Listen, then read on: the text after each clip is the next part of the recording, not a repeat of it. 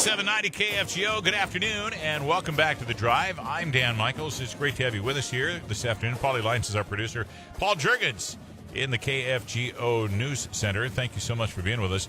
North Dakota State University announced yesterday that they were not going to allow the 8,000 ticket holders that were going to be going into the FargoDome for the ball game on Saturday afternoon. They were not going to do that. They were going to only allow players' families into the FargoDome, which is going to change the atmosphere inside the dome big time. And so my first thought was, you know, what's that going to do for Brian Shawn and the TV guys? I mean, every eye is going to be on those guys, but it's going to be like announcing the scrimmage in a way as far as, you know, the enthusiasm and the excitement inside the FargoDome.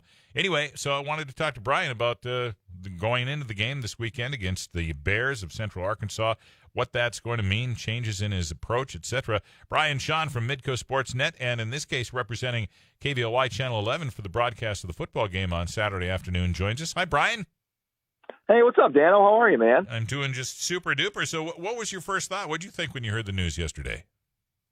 Well, I totally understand and respect it. I do think it is the safe decision based on how the numbers of coronavirus is just exploding in our state right now. But I'm disappointed at the same time because the FargoDome, what makes the FargoDome special is the fans. You know, it's what is exciting about showing up there every Saturday in the fall.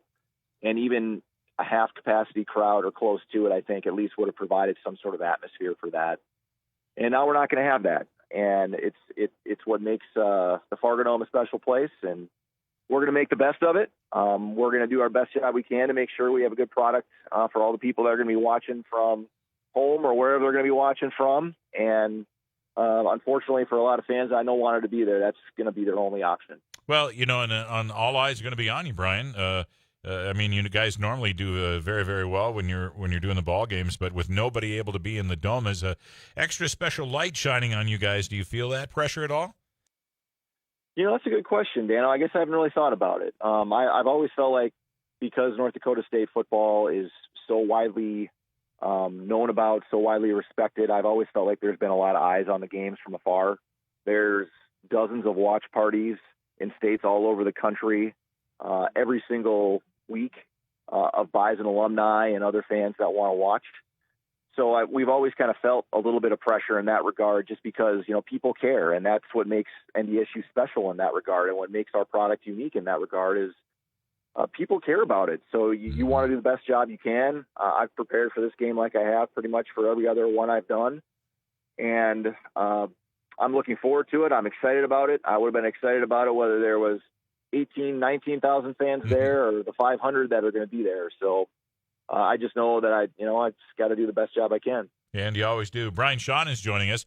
We're talking about the football game on Saturday afternoon, 2:30 kickoff, and the Bison hosting Central Arkansas. The Bears, the only game on the schedule for this fall. There's an 8-game schedule in the spring. Brian, does this change anything about how you execute a television broadcast since it's going to be so quiet in the dome? I don't think so, Dan. I think for us it's going to be business as usual. I think we'll do the best we can to try to capture the excitement of whatever fans are there. But I think you'll see more of our cameras probably pointed towards gameplay, towards isolation shots of players and coaches on the sideline over the empty stands. That's just, I think, the nature of what you try to do in a situation like this. But any opportunity we get to showcase any of the player families that are there, we'll probably still do that as well. And other than that, I think it'll be pretty much the same thing that we would do typically. It's just going to be very quiet. I think the audio mix is going to sound different, and that's all something we're just going to have to adjust and get used to. This is probably a question for North Dakota State, Brian, but have you heard at all, is there going to be any kind of crowd noise piped into the dome? You know what? I have not asked that question. That's a good question, Dan. I really don't know if that's going to be the plan or not. I have not spoken with them yet, and that would be a good question to ask NDSU if that is something they plan to do, because that obviously makes it more challenging for the opponent. And even speaking with Central Arkansas head coach Nathan Brown today, he said that, is not that's going to change, obviously, the situation for them as well. They're not going to have the deafening noise and they're going to actually be able to hear their quarterback, on the field calling out signals. So it does change the dynamics a little bit for the visiting team. And I think also for the home team that's used to that big crowd, it's going to be adjustment for them as well. But, Matt Entz had said earlier this week too, hey, we've all played football games where there's not a lot of people watching and at some point in our life. So we have to get over that and create our own excitement, just like we would if we go to a road game or somewhere else where there's not a lot of people in the stands. Yeah, that's true. But I do think it makes it like a sort of a feel of a neutral site when there won't be the crowd impacting the other team's offense when they're out there. So I think that gives a little more advantage to a visiting team than a normal home football game, obviously. Well, Brian, who would have ever thought? I mean, outside of Carson Wentz, who would have ever really thought that we'd be sitting here one day talking about an NDSU football player leaving early for the draft? But we honest to gosh have that situation right now with the excellence that Trey Lance is playing the game at. There's talk that perhaps after he plays in the spring that he doesn't. This is for us guys that we get to talk about this kind of goofiness because Trey is solid focused on what's happening Saturday afternoon, and I'm not trying to hand out any distractions or anything like that. But I mean, this is a real deal. This guy is probably going to be a draft choice in the spring.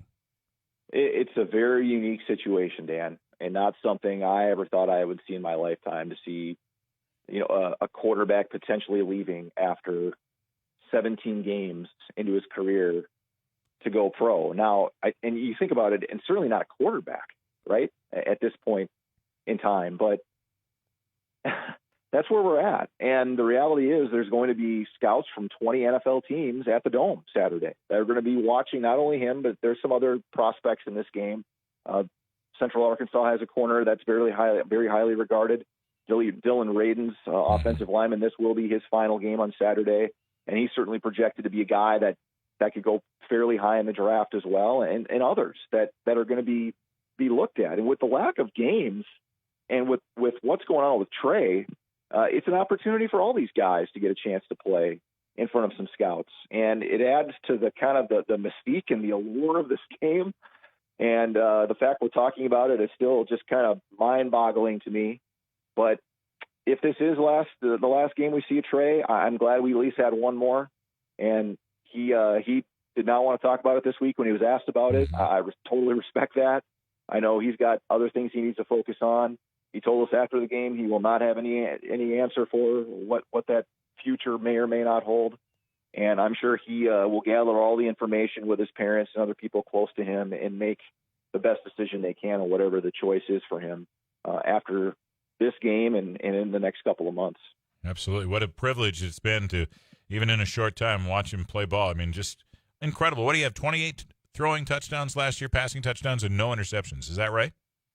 Yeah, and then 1,100 rushing yards and 14 touchdowns on the ground, and led the FCS in passing efficiency on top of that. Incredible. And became the first ever freshman to win the Walter Payton Award for top FCS offensive player in the nation. So, yeah, it's unbelievable. Yep. It really is.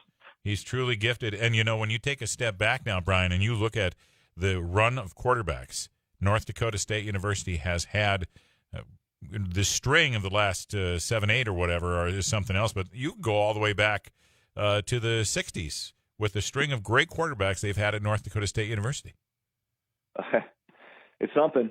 It's really something to go back and think about, calling games for Brock and then Carson and then Easton and now Trey, and to think that, 3 of these guys at one point in time could be quarterbacks in the NFL is just hard to believe, considering how few jobs there are in the NFL for quarterbacks. I mean, there's only 100 guys anywhere in the world that have a chance to be on an NFL roster to be a quarterback. Yep. And if 3 of those 100 guys of all the people in the world are from North Dakota State at the same time, that is just remarkable. Truly. I mean, there's no other way to put it. It's just remarkable. Truly, truly remarkable, without question. I guess you have to give some credit to Craig Bull. The other coaches notwithstanding, Chris Kleiman and quarterbacks coach and everything else. But, when you've got, is it Josh Rosen, who's playing for the Buffalo Bills? Josh Allen. Josh Allen. He's from Wyoming, right? Josh. Yep. So he's from Wyoming. You got Carson Wentz at Philadelphia from North Dakota State, and Craig Bohl recruited and had them both as quarterbacks when he was at their respective universities. Something else, isn't it? And Brent Vegan helped coach both of those guys. But Randy Hedberg, I really believe, deserves a ton of credit. He won't take a lot of it. He just feels like, well, I'm in the right place at the right time. But the way he's able to develop those guys, not only physically but mentally, is what makes them all so pro ready. You know, this offense North Dakota State runs, Dan, is complex. The quarterbacks have a lot put on them and are challenged frequently and have to learn how to prepare. And they prepare like pros, and that's why they're so good at what they do. And Randy and the coaching staff deserves a ton of credit for that. I agree. He's an excellent gentleman. Randy Hedberg is who we're talking about, quarterbacks coach. And isn't he now assistant head coach too, something like that? Yes, he's associate head coach as well. Yep, right, got that right. promotion when Matt got the head coaching job last year. Well, they're just outstanding. Brian, the clock's got a hold of us. We probably just go around and talk about everybody on the football field. But the bottom line is we're playing Saturday afternoon, the one game from this fall. Brian Shawn's got the call for Channel 11 up in the booth. Kickoff is at 2:30 from the FargoDome. Brian, if I wasn't working, I would be tuned in to you and listening and watching as well. I hope you have a great call. I appreciate that, Dan. I'll take care, man. Thank you so much. Always a privilege to talk to you, Brian. KFGO time coming up on 4:53. It is 4:53. You're listening to The Drive on the Mighty 790 KFGO. This is News Radio KFGO. Weather Watch. And here's a look at your forecast from the KFGO Weather Cave. For the rest of tonight, we're going to see a mostly cloudy sky drop into a low right around 40 degrees. For your Thursday, partly sunny with a high right around 50. Thursday night into Friday, areas of frost Thursday night drop into a low of 33 degrees. And then mostly cloudy for your Friday with a high right around 51. This KFGO Weather Cave forecast is powered by Acme Tools. Don't be left in the dark. Get powered up with a new Honda generator. Currently, partly cloudy skies, a temperature of 57 degrees here at the Mighty 790 KFGO. Get the latest weather when you need it.